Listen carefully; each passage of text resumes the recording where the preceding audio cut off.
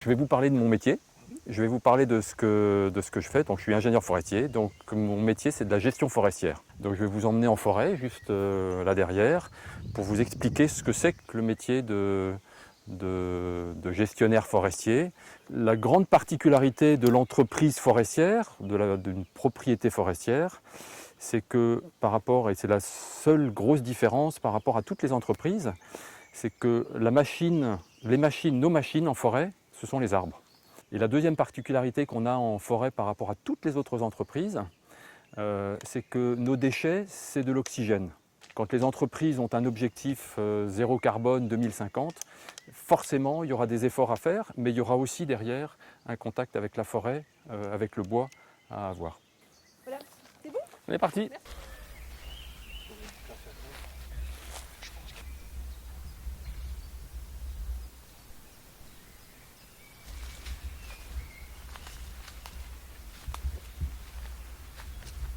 Alors on est en forêt et donc c'est un petit peu pour illustrer ce que je vous ai raconté très rapidement tout à l'heure.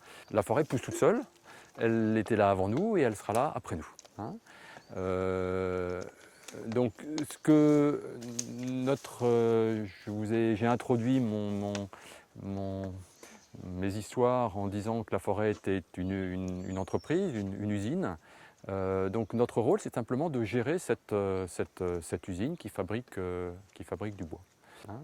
La particularité en forêt, c'est que ce que j'ai expliqué avant, c'est que tous les arbres qui sont ici, ils sont, avant d'être produits, comme les bois qui sont ici, ils sont outils de production. Hein. Donc quand ils sont sur pied, ce n'est pas des produits, ce n'est pas du stock, hein, c'est un outil de production, c'est des machines. Hein. Avec Jean-Yves, on a travaillé un moment pour le même patron. Hein. Lui, il faisait des jolis trains et moi, je faisais du bois. Hein. Et on avait donc sans doute les mêmes discussions avec notre patron. Et quand un jour, il me dit « mais il faudrait que la forêt produise un petit peu plus », ben, je lui ai dit à la Schmelz, donc à l'usine en bas, ça ne vous viendrait pas à l'idée de vendre les machines. Si on veut plus de résultats, lui me disait il faut couper un petit peu plus de bois. Et moi je lui ai dit mais c'est stupide. Alors je ne l'ai pas dit comme ça, je l'ai pas dit comme ça. Mais je lui ai expliqué que si la même question était posée à Jean-Yves à l'usine qui fabriquait des trains, on n'allait pas, pour avoir plus de résultats, on n'allait pas vendre les machines. Hein, on allait faire tourner les machines un petit peu plus vite. Hein. Donc tout ce que vous voyez autour, ce n'est pas du stock, ce n'est pas du produit, c'est des machines qui travaillent et qui produisent du bois.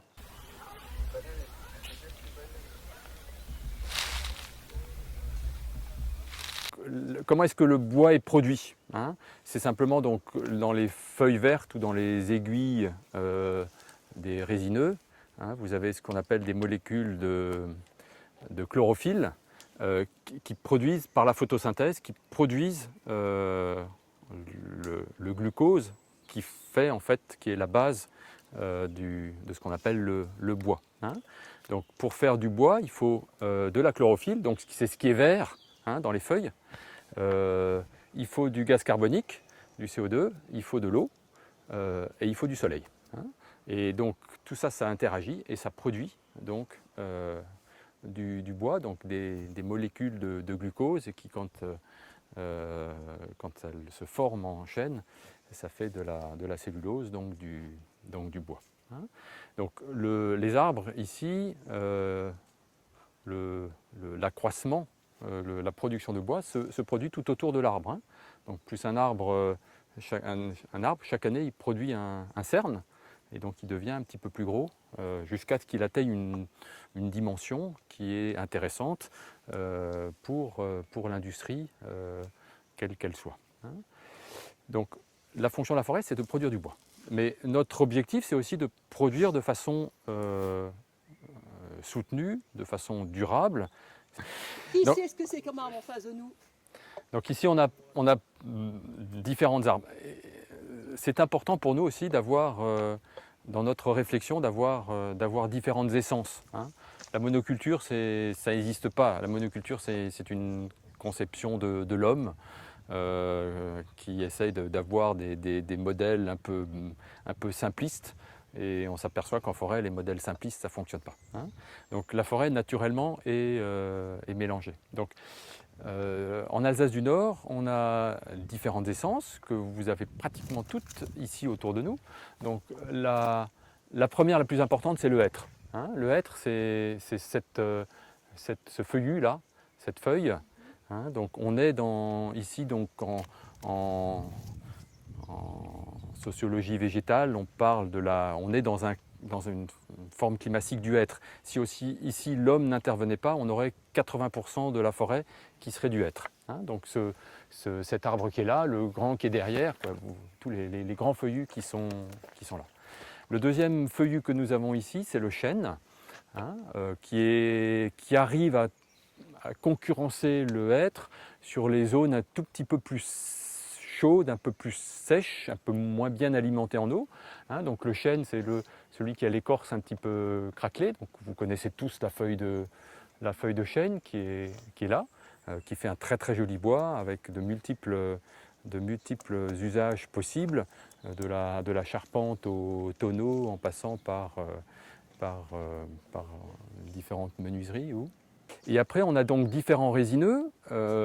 Donc celui qui est le plus représenté ici, c'est le pin sylvestre, qui est là, Kiifer, Pinus en latin, hein, qui a cette grosse écorce en bas et qui cette écorce en somme un petit peu rougeâtre. Donc le pin, il n'est pas compétitif du tout.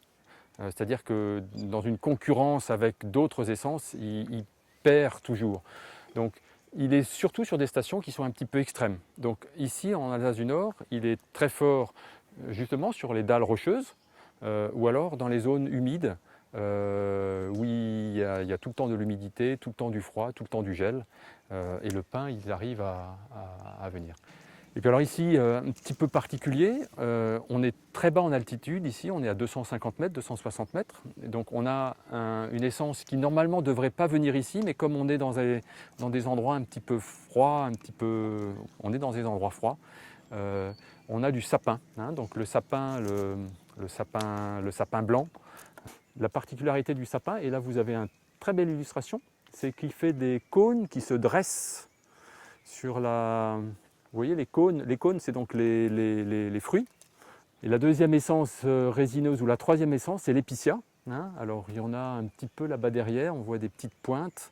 Et là, on voit les cônes qui tombent et qui descendent. Hein. Donc, on dit souvent l'épicéa, on a beaucoup multiplié l'épicéa dans nos forêts, parce que l'épicéa, c'est une essence facile, qui se scie bien, qui se sèche bien, qui n'est pas trop lourde.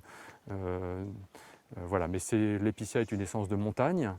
Aujourd'hui, on a des énormes difficultés avec l'épicéa parce que l'épicéa meurt à basse altitude.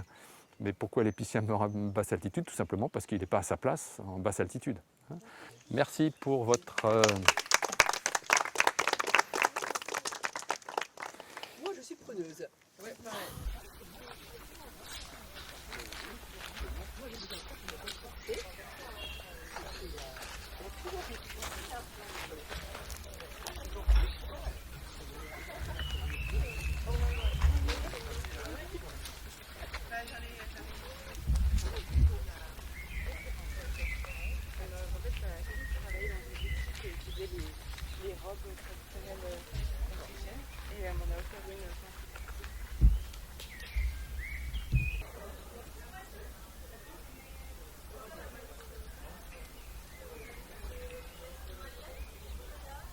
Ouais, d'accord.